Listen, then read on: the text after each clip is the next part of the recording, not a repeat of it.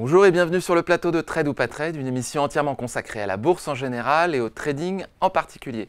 Cette émission est aussi ce qu'on appelle un document à caractère promotionnel car on y parlera produits de bourse avec Léa Gézéquel, vendeuse produits de bourse de Société Générale. Alors, nous allons parler cette semaine de Worldline, du CAC 40, du WTI, de Alten, de Michelin et du DAX. Il ne me reste plus qu'à vous présenter nos traders assis autour de la table. Allez, pour commencer, Mathieu Lebrun. Mathieu Lebrun, vous êtes directeur de Agora Trading Lab. Merci d'être avec nous et bonjour Mathieu. Bonjour. Marc Daguerre, vous êtes responsable, directeur de DT Expert. Merci d'être avec nous Marc. Bonjour Thibaut. Jean-Luc Hussac, formateur et fondateur de Perceval Finance. Bonjour Jean-Louis et merci d'être avec nous. Et Léa, que je représente, vendeuse produits de bourse, Société Générale.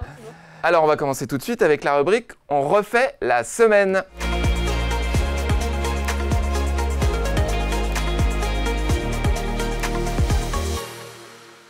On refait la semaine avec Marc Daguerre. Marc, vous allez nous parler de quoi? Vous allez nous parler de Worldline. Vous précisez un peu Oui. Worldline, ce que c'est? Entreprise américaine, évidemment. Oui, qui est plutôt dans le domaine de la tech, qui était d'ailleurs une ancienne filiale d'Atos. Worldline, nous on s'est positionné dessus parce que depuis juin 2021, on a eu une forte baisse. On va voir le graphique s'afficher à l'écran. Oui, Forte baisse depuis début juin. J'aimerais bien, voilà. Voilà, entre juillet 21 et juin 22, effectivement, on a eu une très forte baisse. Déjà, techniquement, c'est quelque chose d'assez flagrant dans le fait que le titre n'a plus de momentum. 2/3 de sa valeur perdue en l'espace de quelques mois. Absolument, et oui, puisque le titre est retombé sous les 32 €. À partir de là, il y a eu ce qu'on appelle, nous, une tentative de rebond, de reprise, et on voit que cette tentative de reprise a été très vite avortée, c'est-à-dire qu'on a enfoncé tout ce que nous on appelle les supports techniques, et on a décidé de se positionner donc à la baisse sur cette valeur, à peu près à l'endroit où on avait positionné la flèche. Et une fois que notre second objectif avait été atteint, on est sorti, et on s'était positionné d'ailleurs sur un turbo put Société Générale, et on a dû sortir avec, je ne sais plus, 60-70% de gains. C'était sur quel niveau? Avec un bon levier. On devait être à peu près là au début de la flèche, je pense qu'on devait être autour des 35, quelque chose comme ça. D'accord. Voilà. Qu'est-ce qui vous avait fait prendre cette position? Parce que vous étiez entre un support et une résistance, non? Oui, mais alors pour nous, si vous voulez, dans la configuration de la baisse, il manquait ce qu'on appelle au moins une jambe de baisse. Et étant donné que tous les supports avaient été enfoncés, le seul risque qu'on avait, c'était que le support des 31,70 tienne. Mais quand bien même, si on l'avait vu par exemple, et ça c'est intéressant de le savoir, qu'est-ce qui se passe quand on prend une position comme on l'a prise? Si on voit que le support tient et qu'on commence à rebondir, on s'allège ou éventuellement on revend. Si on voit que le support, comme c'était le cas là, n'a aucune incidence, puisqu'on l'a traversé tout de suite, on peut garder sa position. C'est intéressant parce que ça signifie que même si le support des 31,70 avait résisté, ouais. Ce n'était pas la fin de votre scénario. Non. Ça pouvait aussi repartir à la baisse. C'était pas forcément, mais si on avait vu un rebond sur ce niveau, on aurait été beaucoup plus prudent. C'est-à-dire qu'on aurait revendu au moins une partie de la position. D'accord. Voilà. C'est comme ça qu'on fait quand on fait du trading en général. Et si on voit que le support craque, on reste confiant. Éventuellement, je dis bien éventuellement, si on a vraiment confiance, on peut se renforcer en se disant qu'on a un prochain objectif plus bas qui va être atteint. Worldline n'avait pas du tout bénéficié de la hype, entre guillemets. Non, mais elle est justement, on le voit d'ailleurs sur le graphique, elle n'est pas du tout corrélée à l'environnement tech tel qu'on le voit en général. C'est quand même dommage pour une tech, malheureusement. Ah oui, ouais. Très bien. Dommage. Merci beaucoup. Un warning de Adyen, le néerlandais, parce que moi je me souviens, j'étais rentré de congé à la mi-août, et dans les gros décalages... Vous prenez des congés? Ouais, effectivement. Et donc dans les gros décalages, là, à la mi-août, justement, il y avait Adyen, c'est l'homologue de Worldline, et qui avait décroché de 30%, et donc ça explique, à mon avis, le gros de la baisse sur Worldline. Donc voilà, c'était un petit complément. Jean-Louis, le CAC 40, alors on est toujours dans le même canal, en fait, j'ai l'impression. Depuis 5 mois. C'est incroyable. Ça n'arrête pas, on touche les supports. Avant les vacances, justement, je vous disais qu'on pourrait imaginer, enfin en tout cas, tous les signaux vont dans le sens qu'on va rester entre peut-être 7050 en prenant un peu de marge, parce que moi c'est sous 7030 que je passe vendeur, donc 7050 et 7005 par exemple, ou 7450, bon enfin. Et écoutez, voilà, on est resté au milieu, donc Léa avait parlé à l'époque de stability, donc ça aurait fonctionné. Là, il n'y a pas grand-chose à dire puisqu'il n'y a pas de directionnel prévisible, sauf que, et c'est ce que je voulais vous signaler... On est vraiment au milieu du canal, là. Ouais. Ce que je voulais signaler, c'est ce que j'avais dit aux abonnés au mois de juillet, juin-juillet. Je leur avais dit, voilà, moi j'imagine qu'avec une volatilité implicite qui baisse doucement, le début de la vulnérabilité qui devrait apparaître pour le marché correspondrait à octobre. Voilà. Donc on arrive en septembre. Octobre, c'est en général en plus un mois assez, parfois qui a été assez chahuté. Et là, écoutez, on arrive dans une période critique où les probabilités peut-être de sortir par le bas pourraient augmenter, dans la mesure où la construction, j'ai toujours insisté là-dessus, de la hausse précédente a été faite avec une volatilité implicite extrêmement élevée, avec des acteurs et des investisseurs, des spéculateurs, enfin des acteurs globalement extrêmement méfiants. Et si vous voulez, plus il y a de méfiance, moins il y a de vulnérabilité potentielle. Et par exemple, l'effet domino j'ai vendu des puts par exemple, et je dois me couvrir si ça baisse, ou je dois agir si ça baisse, c'est pas quelque chose qui pouvait se passer sur ce marché. Par contre, à partir, donc voilà, c'est pas écrit dans les livres, mais dans la construction qui est en train de se mettre en place, on peut imaginer, alors, qu'à partir d'octobre, on pourrait se fragiliser. Donc voilà, c'est tout. C'est prévoir, à partir de maintenant, donc, des stratégies basées sur le fait de se couvrir sur une éventuelle baisse du marché. Avec l'achat de puts, par exemple. Voilà. Alors, au niveau des statistiques et tout ce qui est macroéconomie, on revient en septembre avec la même situation qu'au mois de juillet. C'est incroyable, que ce soit en Chine, le ralentissement, sur l'inflation, or ça va pas. Après, il y a toujours quelqu'un qui va venir dire « Mais non, mais vous inquiétez pas, on va faire le nécessaire, il n'y aura plus de baisse des taux, ou il y aura… A priori, là, maintenant, il y aura plus… » Des micro-mouvements sur des stats sur 1 ou 2 jours. C'est pas ça, c'est que les stats, elles soufflent le chaud, le froid, c'est de plus en plus léger, si vous voulez. Au niveau des sociétés, c'est la période aussi où c'est tranquille, là, il n'y a pas grand-chose comme… Ça sera en octobre. Voilà, comme news. Donc, si vous voulez, on est toujours quand même dans une phase d'attente assez optimiste. On est quand même à 7003, on n'est pas… Moi, j'ai une question sur la volatilité. Donc, vous avez dit tout à l'heure que la hausse s'était construite avec des volatilités relativement élevées. Là, elle continue de baisser la volatilité, ce qui est quand même un petit peu contraire à ce qu'on connaît d'habitude. C'est-à-dire, généralement, quand il y a des hausses, la volatilité a tendance à descendre. Et quand il y a des baisses, la volatilité a tendance à monter. Est-ce qu'il faudra surveiller la volatilité fin septembre si on commence à voir des soubresauts, des mouvements haussiers sur la volatilité? Est-ce que ça signifie qu'il y a une prise de, peut-être une peur qui s'installe chez les opérateurs? Oui, mais si la peur s'installe, il n'y aura pas de baisse. Parce que, justement, ils seront couverts. Eh oui. Non, mais c'est super important. En fin 2019, quand j'avais dit à l'époque qu'il faut sortir du marché, etc., je disais à l'époque, un catalyseur peut déclencher un effet domino à la baisse extrêmement fort. C'est ce qui va… Alors, on n'en est quand même pas dans cette situation-là. Bon, le catalyseur, il a été incroyable. C'était évidemment… Jean-Louis avait prévu le Covid. La Covid. Donc là, on pouvait pas imaginer que l'événement soit aussi important. Ouais. N'empêche qu'il y aurait eu un événement, entre guillemets, normal, négatif, un peu fort. Peut-être qu'on serait passé à l'époque de 6100 à 5002, vous voyez, par exemple. Là, ça n'a pas été le cas, ça a été la fin du monde. Donc là, l'idée, c'est de se dire qu'on peut facilement revenir peut-être vers 6005, pourquoi pas, avec justement un catalyseur négatif, entre guillemets, normal, et un marché qui réagirait avec un effet domino, pas gigantesque, mais assez important. Mais il faut pour cela que la complaisance s'installe encore davantage. 6005, c'est pas une catastrophe, c'est un gros mouvement baissier, mais c'est pas un crack. C'est le potentiel de baisse que vous voyez? Avec des conditions, entre guillemets, normales de marché. D'accord, très bien. Enfin, évidemment, s'il y avait une catastrophe entre l'Ukraine et la Russie, ça pourrait déclencher un choc extrêmement plus important. Malheureusement. Merci beaucoup, Jean-Louis. Le pétrole, avec Mathieu. Pardon, Marc, Mathieu.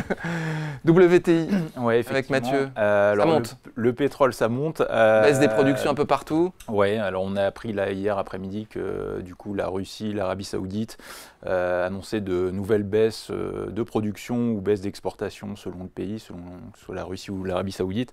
Mais le fait est que depuis 10 jours, on a un marché qui était soutenu. À la fois, on avait la tempête Idalia en Floride qui qui faisait courir un risque sur les raffineries là-bas.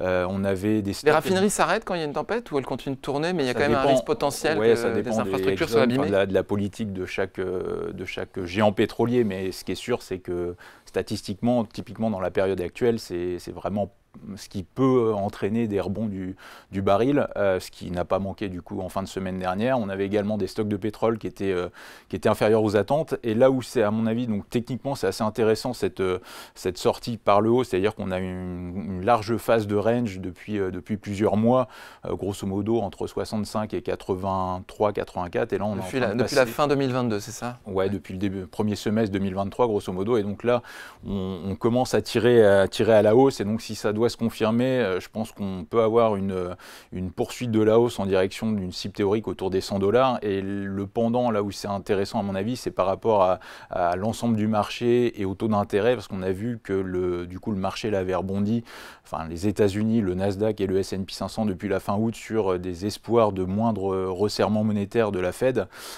qui sont justement liés à une baisse des anticipations d'inflation, mais anticipations d'inflation qui viennent un peu être contrecarrées par le rebond du pétrole. C'est-à-dire que si on doit avoir un baril qui va sur les $100 dans les 2 mois, les probabilités que l'inflation reflue tomberont un peu à l'eau, et donc par mimétisme, ça risque de poser un problème à la Fed en termes de poursuite de statu quo et de resserrement monétaire. Donc, alors ça a un impact sur le marché action, mais est-ce que ça n'a pas un impact sur le...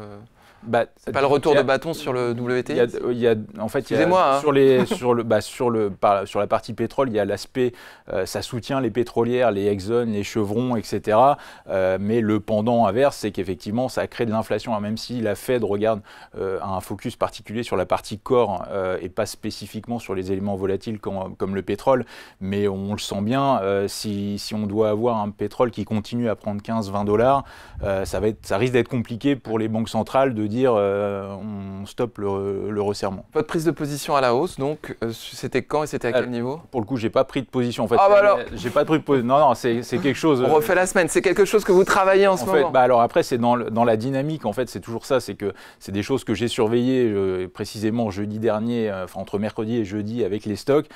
Derrière, on avait l'emploi US. On a eu pas mal d'éléments, de rumeurs qui sortaient sur justement l'OPEP, la réunion qui allait venir, et donc des coupes de production qui ont finalement été annoncées un peu prématurément là hier. Mais donc c'est quelque chose que je surveillais. En fait, le WTI a fait 6-7 séances de hausse d'affilée, et malheureusement c'est des choses comme ça où en fait on peut surveiller, on surveille des timings, mais en fait il manque toujours soit le petit repli intraday ou le petit point d'entrée, et quand ça file comme ça en ligne droite, c'est... Là, il vous manque quoi comme point d'entrée? Ce qui est marrant, c'est que du coup en amont de la préparation de cette émission, quand je vous ai envoyé le WTI, j'avais pas connaissance des coupes de production, et en fait statistiquement, alors là aussi c'est pour ça, c'est vraiment donc c'est intéressant, c'est que ça a été annoncé du coup mardi après-midi, donc mardi 5 septembre, les annonces de l'Arabie Saoudite, de la Russie, et quand on regarde dans l'historique des cours du pétrole, quand on a ce genre d'annonce, ça avait été le cas à 2 reprises depuis le début de l'année, en fait statistiquement à court terme c'est plutôt des zones de top, c'est-à-dire que le marché l'avait anticipé, voilà, et donc c'est une occasion de sortir. Peut-être vendre un petit peu la nouvelle. Donc en fait, à mon avis, l'enjeu, ça va être idéalement de voir si on a une correction intermédiaire, peut-être dans la zone des 80-85, pour se positionner. Et si jamais ça doit filer en ligne droite vers les 100, ce sera le pétrole, ça toujours là après, et voilà. Mais là, on est sorti par le haut, là. Mais ça, une hebdomadaire. Oui, mais après, en fait, quand... tu avais un signal, là. Ouais, mais après, c'est ce qui nous précisait statistiquement, il y a généralement un reflux. Moi, en fait, quand je prends des positions, il me faut ce que j'appelle le risk-reward, c'est-à-dire que surtout, je veux savoir où je sors si j'ai tort, en fait. Et quand on a un actif qui vient de prendre 7-8 séances de hausse, donc ça équivaut à 7-8% sur le WTI ou le Brent, si je prends des positions en levée 5 ou 8, j'ai pas envie d'aller risquer 50% si j'ai tort, en fait. Et donc, c'est mon money management qui fait que, en gros, moi, j'ai l'invalidation là dans l'idée sur le pétrole en cas de rechute sous les points bas de fin août, sauf que déjà, étant donné la vitesse du mouvement, à l'instant T, ça va être trop loin pour moi, acheter là, les yeux fermés, en me disant ça va y aller, on va aller à 100. On ira peut-être à 100. Vous avez quand même une base statistique qui vous permet de savoir, tiens, en cas de... Qu'est-ce qui s'est passé? Vous regardez en fonction de l'événement, vous avez enregistré un certain nombre de statistiques, vous savez que vous avez déjà pris position sur le WTI et que... Ah oui, après, dans le passé, oui, j'ai pas mal de fois c'est le WTI ou le Brent, mais après, peu importe, en fait, l'actif, c'est vraiment, en fait, moi, c'est que j'ai un scénario, j'ai des choses que je surveille. Maintenant, en fait, quand je prends position, il faut que je quantifie mon risque. Et là, le reward potentiel, c'est-à-dire que là, on doit être à 87-88 $. Si on revient à 80, ça fait 8 $ pour potentiellement viser 12 $ si on va à 100. Et c'est pas suffisant, moi, selon mes critères. Mais c'est pas impossible qu'on y aille en ligne droite. Et si ça doit être le cas, c'est une méthode et on va pas vous en vouloir d'avoir une méthodologie. Alors nous, on est positionné sur le Brent depuis, je sais pas, une bonne semaine, sur un produit type turbo avec levier. Donc on est à 50. Mais ce que Mathieu dit est très vrai. Le problème, c'est toujours ça, c'est que on a toujours peur de prendre quelque chose qui a beaucoup monté.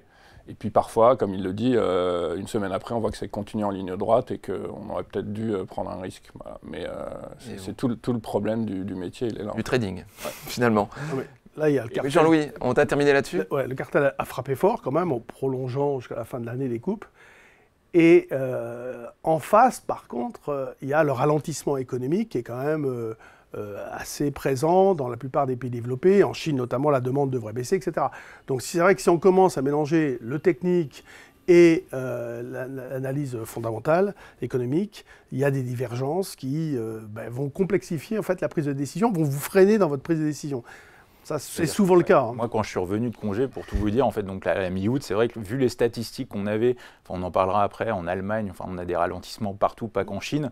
Moi, je trouvais, quand je suis revenu devant mes écrans le 15 août, je trouvais le pétrole un peu haut à court terme. C'est-à-dire que le mouvement qui commençait à s'amorcer vers les 80 $, me semblait à surveiller, mais je ne pensais pas, en fait, en toute franchise, que ça relancerait directement. Alors après, il y avait des rumeurs d'anticipation de l'OPEP, etc., la tempête, Idalia, etc. Il y a des facteurs que j'avais peut-être mal anticipé, mais le fait est que quand je suis revenu de congé, je m'attendais plutôt à voir le baril retomber vers les 75 ou quelque chose comme ça, plus que de filer directement au-delà des 85. On rappellera que juste si l'offre diminue et que la demande diminue aussi, il n'y a pas d'impact haussier sur le pétrole, évidemment. Une dernière chose, vraiment. Allez-y, je vous en prie. C'est qu'hier, Total a fait un nouveau plus haut historique, d'une part, mais surtout, il est en train éventuellement de sortir d'une zone très très forte qui était autour des 59 €. Et ça aussi, c'est assuré. Par la hausse ? Oui, à la hausse. Très bien. Merci beaucoup pour ces précisions. On va passer maintenant à la rubrique Le Zoom sur...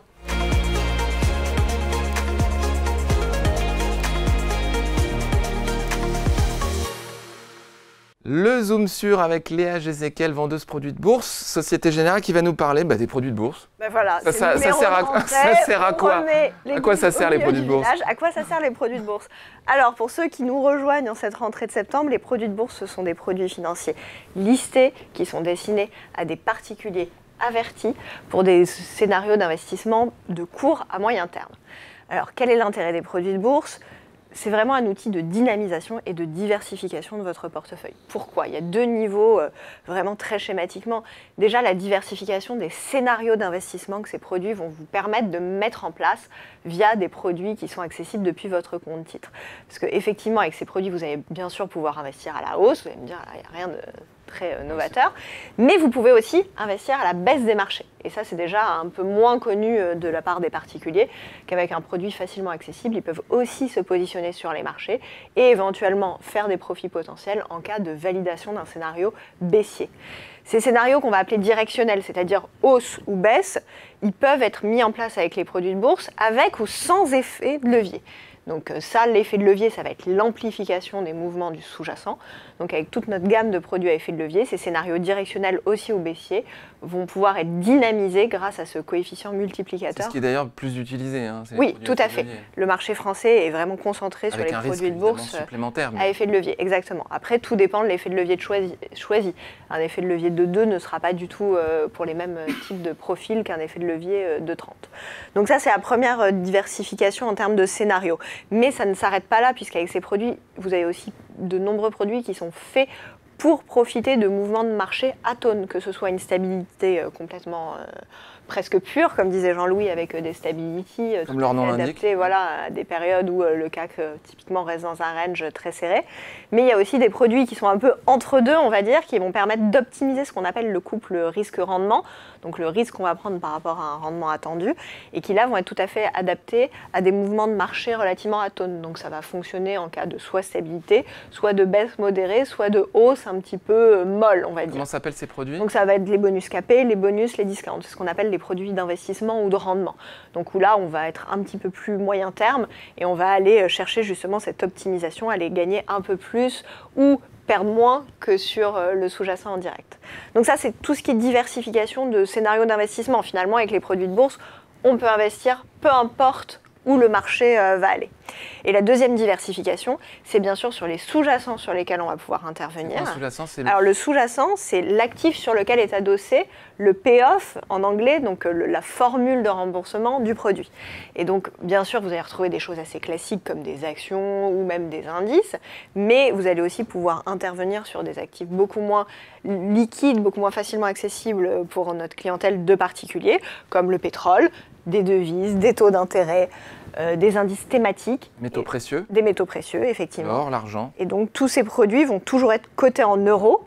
Donc, ça veut dire que vous avez la possibilité, via votre compte titre, d'acheter des produits en euros sur des actifs qui ne sont pas forcément accessibles facilement. Est-ce qu'on est obligé de les garder jusqu'à maturité, ces produits? Non, pas du tout. Ces produits, ils sont listés en bourse, ils sont tout le temps animé par le market maker qui est Société Générale. Ça veut dire qu'on propose un prix à l'achat et un prix à la vente dans certaines quantités qui permettent une liquidité du marché qui est optimale. Et donc l'investisseur peut faire le choix de garder son produit jusqu'à maturité. Certains produits d'ailleurs n'ont pas de maturité, donc potentiellement l'horizon d'investissement peut être plus important. Mais tous les produits sont tout à fait liquides et peuvent être achetés, revendus au sein d'une même séance, au sein de la même heure. C'est vraiment à la carte. Voilà. Donc ça, c'est pour la diversification. Et le dernier point qui est important, c'est que ce sont des produits qui bénéficient de conditions de trading d'un point de vue pratique extrêmement aisées, puisque donc disponible via votre compte titre, pas besoin d'ouvrir un compte dédié sur ces produits, et qui chez Boursorama bénéficient de l'offre Bourso-Market, donc où il n'y a pas de frais de courtage sur les transactions, zéro sur ces produits. Merci beaucoup Léa, très intéressant. On va passer maintenant à la rubrique le coup de cœur des traders.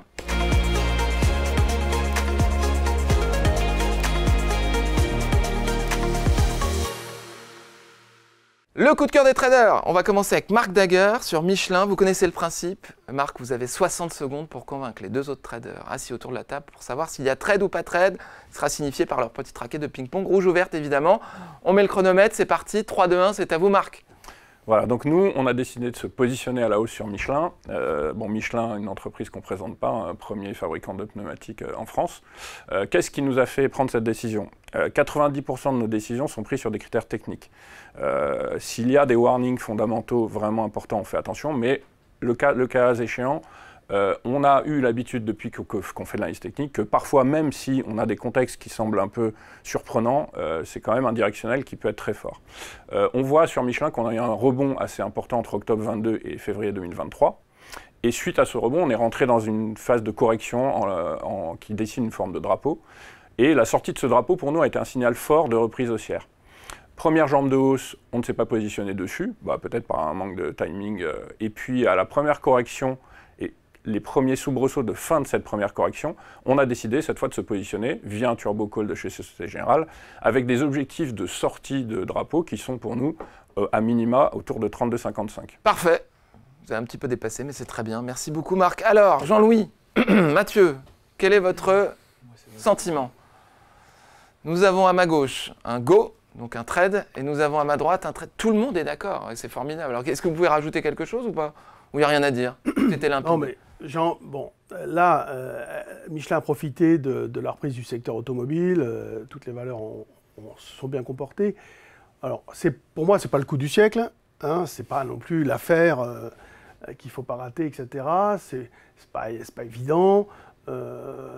Mais l'idée d'investir dans Michelin, oui. Est-ce qu'il faut le faire sur ce genre de configuration? Là, c'est plus compliqué, mais je suis quand même d'accord. C'est un schéma qui donne un signal de hausse. Pourquoi pas, en effet, sur l'épaule précédente, là, avant janvier 2022, vous voyez. donc vers 30, même on peut aller à 32, 34, 55, un truc comme ça. Oui, 38. Oui, mais 32-55, c'est bien. Donc oui, mais c'est pas un enthousiasme débordant. Si vous voulez, comme je suis dans une période où je m'attends à ce que les marchés soient un petit peu plus difficiles, il faut y aller prudemment. Très bien. Mathieu, vous aviez un petit commentaire? Moi, pour le coup, ça n'arrive pas souvent, mais pour le coup, je suis très d'accord avec Marc. En fait, dans les valeurs, en fait, autant je suis assez prudent sur la partie effectivement indice, CAC, DAX, on va le voir après, et autant dans les 4-5 valeurs du CAC que j'achèterais et que j'ai déjà acheté pour le coup, il y a Michelin. Ce que j'aime bien en fait, c'est qu'on a eu une publication du groupe fin juillet et en fait la sortie de drapeau que Marc évoquait a été catalysée par cette publication avec des gros volumes. La société avait relevé ses prévisions sur l'année et ça c'est typiquement le genre de choses, de constats que j'apprécie. Et effectivement, on a une zone là autour des 30 € pour le coup un peu horizontale. Je pense qu'on va la dépasser et pour le coup, je suis assez d'accord avec Marc. Vous nous faites du teasing sur ce que vous allez dire tout à l'heure. Ça fait 2 fois ouais, sur le DAX. Vous avez vraiment envie d'en parler, mais ce n'est pas encore à vous. Voilà. Je vous demande de patienter encore un peu. Jean-Louis, c'est à vous. Merci beaucoup, Marc, pour ce scénario. Jean-Louis, c'est à vous sur Alten. Donc, on va mettre le chronomètre. C'est parti. On y va. 3, 2, 1. C'est à vous. Alors, c'est le leader européen de l'ingénierie du conseil. En haute technologie, c'est une belle société qui n'est pas payée trop cher. Si vous voulez, on est à peu près à 15 fois les bénéfices estimés pour 2023. Vous voyez, ce n'est pas une valeur où on se projette avec des taux de croissance de 30%, etc., où il y a eu parfois des très grosses déceptions. Donc là, elle a perdu 22%. Alors c'est vrai que le secteur, avec les ralentissements économiques, c'est normal qu'il baisse, mais bon, je pense que là, on est dans une zone d'achat et se positionner ne représente pas de risque trop important pour un investissement à moyen long terme. Pour moi, voilà. Alors on peut essayer de gratter un petit peu, mais c'est vraiment une occasion d'acheter une valeur de très grande qualité. Merci beaucoup Jean-Louis. Alors qu'est-ce qu'on a en face? Nous avons je suis oui sur le long terme, un mitigé et un go. Alors on va commencer par un non sur le long terme.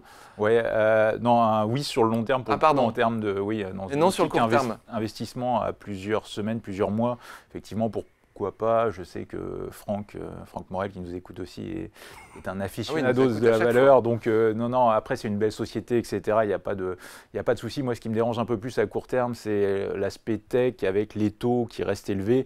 Et surtout en termes de, contrairement à Michelin, à ce qu'on a vu juste avant, c'est que fin juillet, la société a publié, vous voyez l'impulsion, la grosse bougie rouge avec les cours qui passent de 140 à 130, c'était post-publication.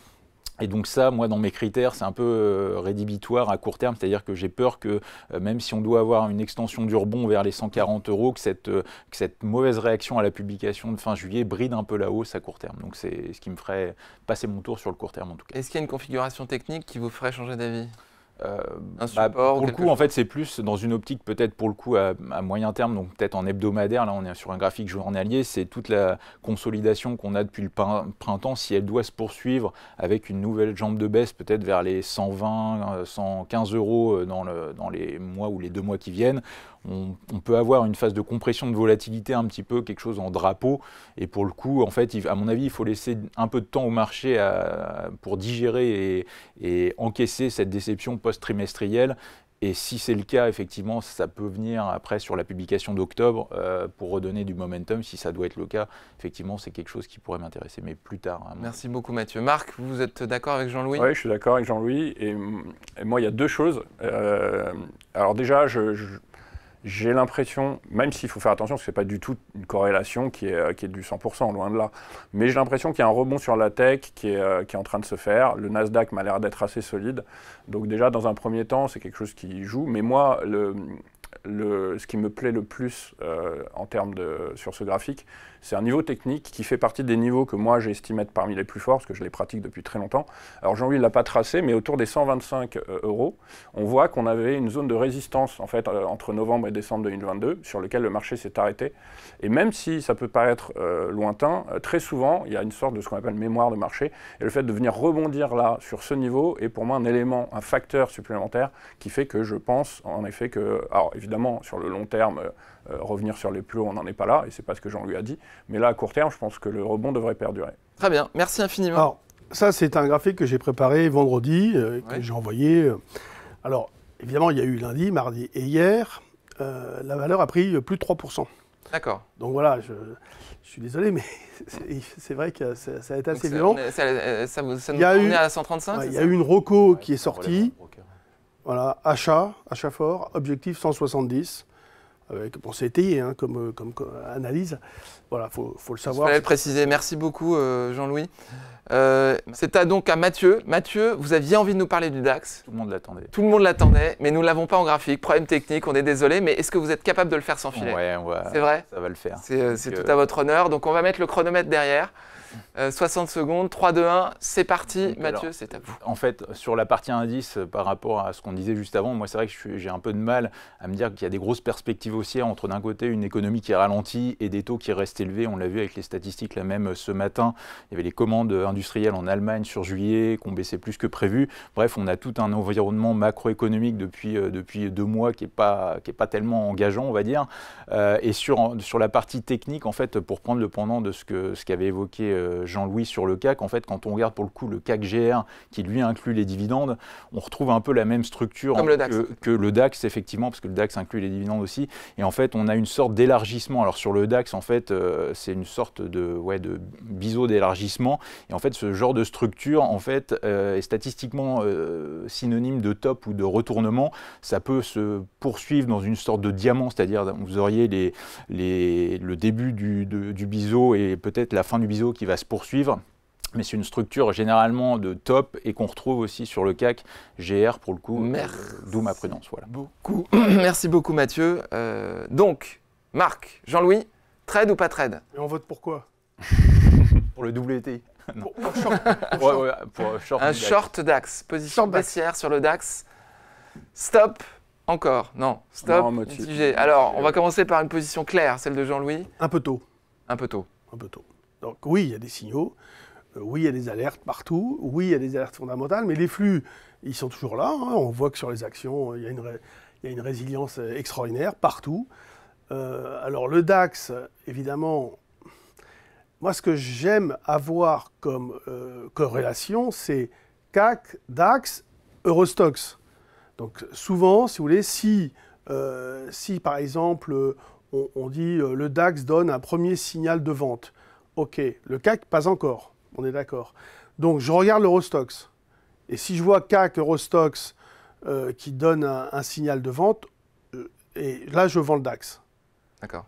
Il vous faut une corrélation j'aime bien, je trouve qu'il est nécessaire, comme l'Eurostoxx reprend des valeurs du CAC en premier, ok, c'est les plus grosses pondérations, ensuite le DAX, là, c'est intéressant, si vous voulez, d'avoir une vue d'ensemble et de regarder l'Eurostoxx 50 qui va, on va dire, ça pourrait faire partie d'un indicateur supplémentaire, mais qui va venir valider l'idée de vendre le DAX. Donc pas encore, trop C'est un tôt. petit peu tôt. Merci Jean-Louis.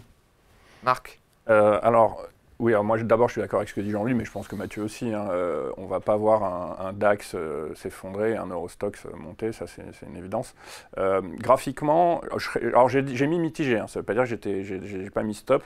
Je pense que Mathieu peut tout à fait avoir raison, mais depuis cet été, on est dans une configuration sans véritable tendance. On a ce qu'on appelle, nous, une sorte de rounding top, c'est-à-dire des sommets qui sont de moins en moins forts et des plus hauts qui, voilà, donc la théorie de dos qui commence à s'inverser. Mais je n'ai pas encore une franche cassure vers le bas qui pourrait dire que accélérer. Oui, et puis le marché est tellement imprévisible, là, c'est-à-dire qu'on alterne vraiment des vagues de hausse et de baisse assez régulières sans, comme l'a montré tout à l'heure Jean-Louis sur le CAC, sans avoir validé une accélération ni dans un sens ni dans l'autre. Vous ne dites pas que Mathieu a tort, mais non. Vous ne prenez pas la même position. Bah, si vraiment vous m'aviez dit vous êtes obligé de dire stop ou go, j'aurais plutôt dit go. Vous êtes obligé de se dire stop ou go? Voilà, bah, je dirais go alors. Très bien, trade ou pas trade? Trade. Ajouter, c'est vrai que toute la partie Europe, quand on regarde avec le rebond du Nasdaq ou que Marc évoquait là, ou du S&P depuis la fin août, on voit que c'est beaucoup plus faible. C'est-à-dire que quand on compare l'impulsion qui a été réalisée aux États-Unis par rapport juste au DAX, on voit que le DAX, dans la zone des 16 000 points, ça bute à nouveau. Donc à mon avis, il va vraiment falloir que Wall Street, ce qui n'est pas impossible, relance vers ses plus hauts, ses records de 2022 pour que le CAC et le DAX sortent à la hausse. Ce qui n'est pas impossible, mais ce qui n'a pas ma préférence. Voilà. Oui, mais ça ne veut pas dire que s'il ne va pas à la hausse, il va forcément aller à la baisse.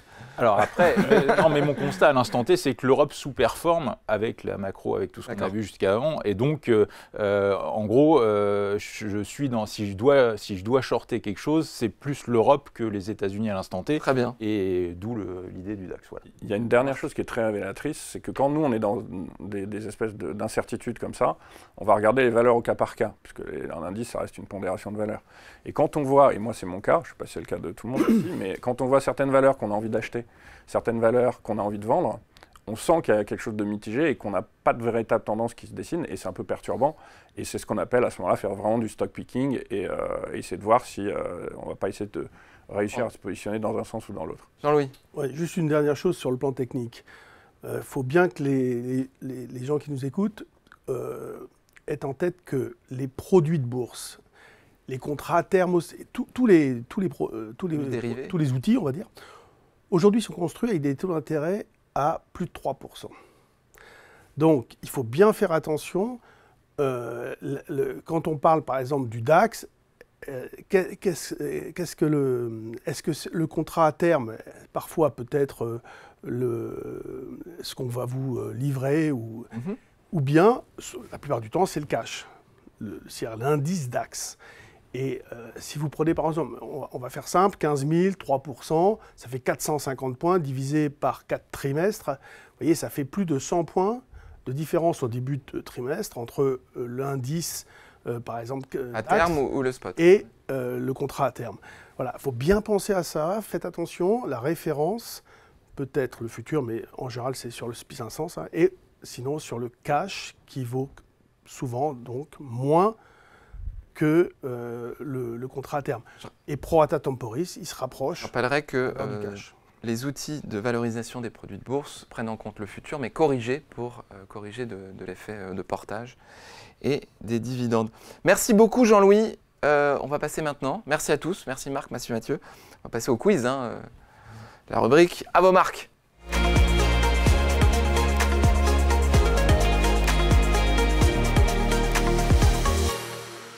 Rubrique à vos marques avec le quiz de Léa Gézéquel. Léa, quel est le sujet du jour? Les briques. Ça tombe bien, vous avez beaucoup parlé de la Chine. Ah là là. Très bien, très bien. Ça s'annonce compliqué. Oh, vous êtes rarement, Sympa c'est pour la rarement rentrée. facile.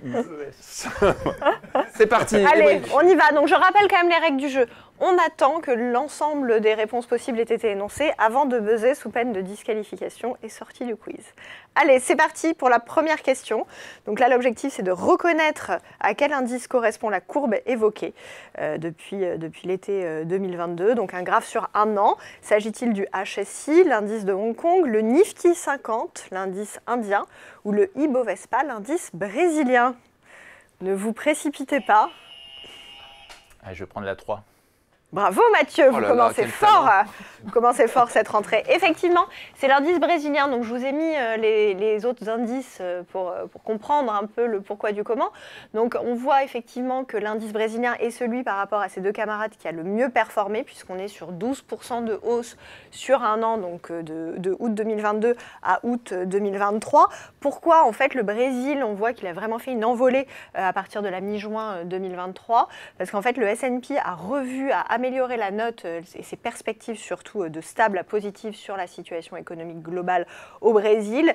Le Brésil a effectivement bénéficié d'un solde commercial extrêmement favorable avec des exportations agricoles et minières qui ont été extrêmement boostées. Et en parallèle, le gouvernement a lancé tout un plan de restructuration de la dette qui a profité à la situation financière des ménages défavorisés. Ça a été salué par la Banque centrale qui a évoqué un desserrement monétaire possible, et donc ça a vraiment permis à l'indice brésilien de profiter d'un bon rebond. Alors on voit que ça s'estompe un petit peu sur la fin de l'été parce qu'ils ont souffert quand même de la situation de menace de hausse des taux supplémentaires aux États-Unis et de la crise immobilière en Chine, mais globalement on est quand même sur une performance très positive. contrairement donc à l'indice chinois qui lui est à l'indice hongkongais, voilà, qui a souffert de la situation en Chine en orange, et l'indice indien qui lui s'octroie aussi une performance tout à fait honorable, mais quand même un peu moins forte que celui du Brésil. 1 point pour Mathieu, 0 pour Marc, 0 pour Jean-Louis. Deuxième question. Deuxième question. Lequel de ces pays est le plus exposé au secteur immobilier? S'agit-il de la Chine, de l'Afrique du Sud ou de l'Inde? Marc. Marc. Il y a sans doute un piège, mais je vais quand même dire la Chine. Oui, non, il n'y a pas toujours des pièges, c'est bien, bravo. Effectivement, elle était facile celle-là, elle était cadeau. Vous n'avez pas tenté votre chance? Si, j'appuie. Jean-Louis a Un appuyé, peu lent mais quand même. Non, non. J'ai non. attendu la fin de la phrase. Oui, mais lui aussi. Mais vous étiez derrière. Ouais, voilà. Alors la Chine, effectivement, le secteur immobilier, c'est 30% du PIB chinois. Ça a représenté une véritable locomotive ces 40 dernières années pour l'économie chinoise. D'une part, parce que les ménages sont très investis et une grande partie de leur épargne repose sur le secteur immobilier, mais aussi les banques. Elles sont très très investies sur le secteur immobilier et depuis 2021, on assiste vraiment à des gros signaux de faiblesse sur le marché, une diminution du volume des transactions, une diminution des prix et de nombreuses faillites de promoteurs immobiliers privés. Bien sûr, on pense tous à Evergrande ou le cas de Country Garden plus récemment, avec des sociétés qui sont endettées à la hauteur de centaines de milliards d'euros. Donc c'est vraiment, on a parlé de risques potentiellement systémiques à cause de ce secteur immobilier. Certains le comparaient même à potentiellement un choc du type Lehman Brothers. Donc c'est vraiment aujourd'hui le gros point noir sur l'économie chinoise. L'Inde n'est pas du tout dans le même cas de figure, puisque aujourd'hui le secteur immobilier ne représente que 7% de son PIB. Mais par contre, on estime qu'en 2025, ça ira jusqu'à 13% du PIB de l'Inde, puisque les perspectives, au contraire, là, sont très favorables au marché immobilier indien, avec une population qui est en croissance et une population qui est jeune, donc qui potentiellement est dans une phase de vie beaucoup plus enclin à investir dans l'immobilier. L'Afrique du Sud? L'Afrique du Sud, c'est relativement neutre. RAS. Un des favoris de la Coupe du Monde de rugby. un piège. On pourra le préciser. Peut-être un quiz. Coupe du Monde de rugby la prochaine fois. 1 point pour Marc, 1 point pour Mathieu, 0 pour Jean-Louis. Troisième question. Quel membre des BRICS est récemment entré en déflation? S'agit-il du Brésil, de la Russie, de la Chine ou de l'Afrique du Sud? Ne vous pressez pas. Hein. Je vais tenter la Russie. Nous admirons votre courage néanmoins. Ouais. Mais c'est pas ça. Allez. Mathieu, Jean-Louis, écoutez, dites quelque chose. Ah, Brésil. Non plus. Mathieu, une chance sur deux. encore 2 chances. Faut y Je aller. vais prendre l'Afrique du Sud. Mais alors. t'as pas appuyé. Pardon. Ben non, c'est la Chine. Pas de points attribués. Pas de points attribués. C'est la première fois. Est-ce qu'on peut la couper celle-là? On a fait de nombreuses émissions. On a fait de Ouais, là, je suis nombreuses très émissions. surprise. Aussi. C'est quand il y a 4 réponses, en fait, ça Ah les oui, c'est perd. ça. On a une Ils chance, pensent qu'ils sont forts, mais de pas les du tout. battre. Mais oui, c'est en Je plus, rentre en vacances, moi, hein. c'est en transition Ouais, parfaite avec la question numéro 2. C'est la crise de l'immobilier principalement Ouais, ouais. qui explique la déflation en Chine, mais pas que. On est sur une déflation de l'ordre de moins 0,3% sur un an, sachant qu'au Brésil, en Russie, en Afrique du Sud, on est aux alentours de 4-5% d'inflation. Donc on est vraiment dans des situations très différentes. Et donc au-delà de cette crise immobilière, il y a aussi des chiffres très décevants sur les exportations chinoises qui ont vraiment connu un gros frein. C'est le plus fort repli sur un an, on est à moins l'emploi des jeunes qui est plus 14,2%. Voilà, effectivement. Et la conjoncture globale qui vraiment menace l'objectif de croissance qui était fixé à environ 5% pour cette année en Chine. Donc la Chine avait déjà connu, c'est important de le rappeler, une phase de déflation entre 2020 et 2021, mais qui était vraiment liée à une situation très particulière qui était la chute drastique des prix de la viande de porc, qui est extrêmement consommée en Chine. Donc là, c'était vraiment un micro-événement qui avait entraîné cette déflation. Et là, on craint que ce ne soit pas du tout le même cas de figure, puisque c'est vraiment les principaux leviers économiques qui sont grippés aujourd'hui en Chine. Pas de changement au classement. 1 point Le pour plus Mathieu. intéressant dans ce quiz, Vous me coupez la parole. ce sont les explications de Léa. Parce que nous, Merci, en fait, Jean-Louis. non, Oui, non, mais c'est mais- vrai, on appuie sur Ah, un mais vous- bouton, Visiblement, parfois vous au hasard. Visiblement, vous apprenez beaucoup de choses. Puisque là, sur cette Ah bah question, oui. personne n'y a répondu. Mais c'est ça. Donc, statu quo au classement. 1 point pour Mathieu, 1 point pour Marc. Et Allez, 0 quatrième pour Jean-Louis, question, il n'est c'est pas parti. trop tard pour se refaire. Selon l'OCDE, quelle croissance annuelle du PIB est attendue pour l'Inde en 2024 ? 2%, 7%, 16%. 7%. Voilà, une réponse médiane, Superbe. ça fonctionne toujours. Il y a Le des courage stratégies paye. quand même sur le quiz, hein. Il y a un money management du quiz aussi. Tout à fait. Alors le développement économique de l'Inde, il est vraiment spectaculaire ces dernières décennies.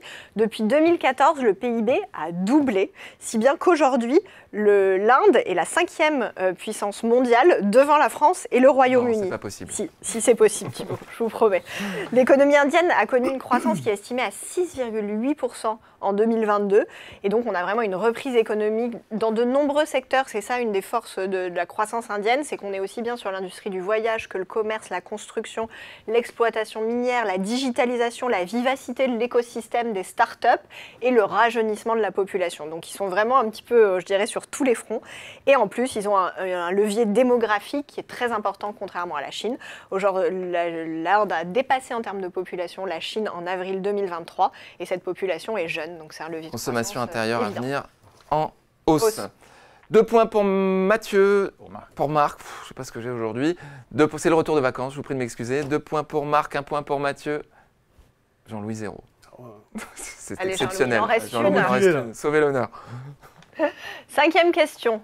Actualité, ça, vous ne pouvez pas la manquer. Combien de pays vont rejoindre les BRICS en 2024 ? 3 pays, 6 pays, 12 pays.